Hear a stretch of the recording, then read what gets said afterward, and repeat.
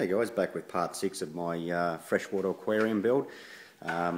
This clip's probably going to be more so about the woodwork than anything else. Haven't posted for a while due to work commitments, dose of the flu, things like that. But in the midst of it all, I've managed to get a few things done, and I'll just show you guys what I've been up to. As you can see, the pipes have been removed from the system on both sides, and I've actually drained it because we're getting to the stage now where we're up to the laborious task of sanding, and a little bit more sanding after that, and probably a bit more after that. But so far so good. I've got to finish off the bottom cabinet. As you can see, I've still got that piece in there. It was my template, I suppose, to get my holes right. That'll be replaced later on, around the side here as well. That structural piece there, I'll replace that. But I think in my last video I had a frame for a canopy. Well, this is where we're at now. The canopy's coming together quite well. Put some nice little trim on top here. Got a reasonably good 45 join, not very good at those, but I was pretty happy with how that turned out.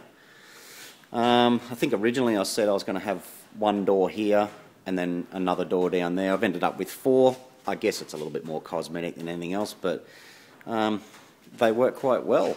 I bought the proper hinges for it. They weren't too hard to put on at all. And I've got good easy access into the tank, so plenty of room in there. Even got the router out. I had a bit of a go at doing that as well, putting a nice edge on the corner of the board. Again, I haven't had a lot of experience with the router. I've owned one for 20 years, but really haven't had much to do with it. But this surprisingly turned out quite well. I'll show you guys the bit that I used for that. Pick it up in any hardware store, but that's it there. So it gives a nice little shape to the edge of the wood. I guess it's better than just a square cut. Same with the doors down the bottom here. Got all 4 of those fitted. They're not adjusted yet. The gaps are a bit ordinary and all over the place, but with these little hinges you can adjust up, down, left, right, all that sort of thing. So that's where I'm at with the woodwork so far. What I say, it's been a lot of work to get to this stage. A few mistakes, that sort of thing, but hey, that's what you do when you're experimenting like this. Put a nice little ledge along here. Of course, I found another little edge I could go crazy with my router, so I routed that edge as well. It's come up okay. Nice picture frame around the whole face of the tank. Had to do a fair bit of bog work when hiding the screws and that sort of thing. I initially wanted to stain this whole thing a nice stain, which we've selected over here. We've got a test piece here. It's kind of going to be the colour of the whole tank, but unfortunately trying to stain pine like this, you don't get a very good finish at all.